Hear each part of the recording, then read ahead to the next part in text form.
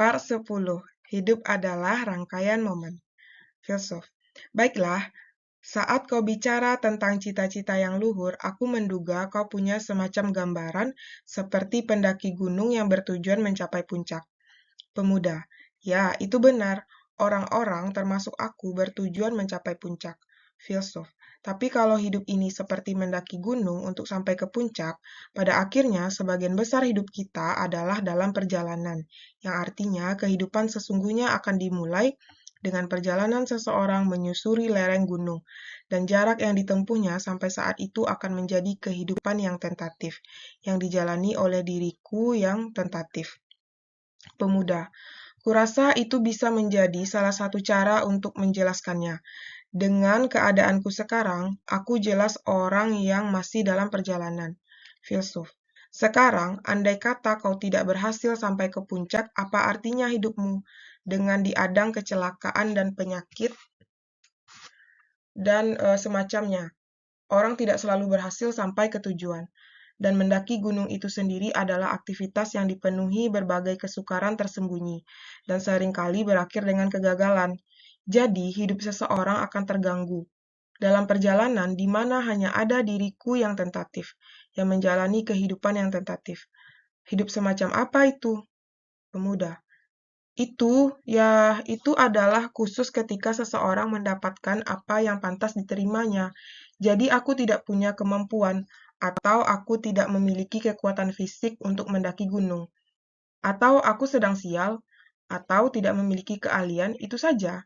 Ya, itulah realitas yang siap kuterima. Filsuf. Teori psikologi Adler memiliki pendirian dengan sudut pandang berbeda. Orang yang menganggap hidup ini sama dengan pendaki gunung sedang memerlukan eksistensi mereka sebagai garis.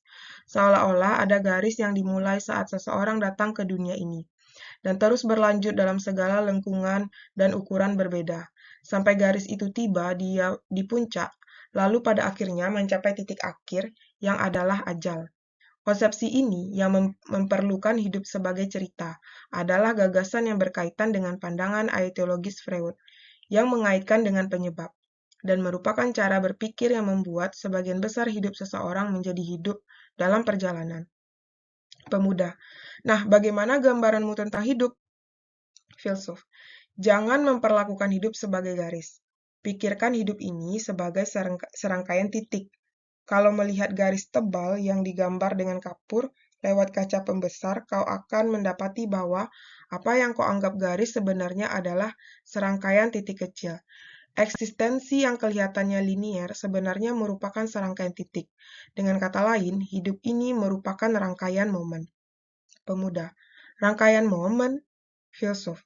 Ya, hidup adalah serangkaian momen yang disebut saat ini. Kita hanya bisa hidup di sini pada saat ini. Hidup ini hanyalah ada pada berbagai momen. Orang dewasa yang tidak mengetahuinya berusaha mengenakan kehidupan yang linier kepada orang-orang muda. Anggapan mereka adalah bertahan di jalur yang konvensional. Universitas bagus, perusahaan besar, rumah tangga yang stabil adalah kehidupan yang bahagia. Tapi hidup tidak tersusun dari garis atau semacamnya. Pemuda. Jadi tidak ada perlunya menyusun rencana hidup atau karir. Filsuf. Kalau hidup ini ibarat garis, kita bisa menyusun rencana hidup.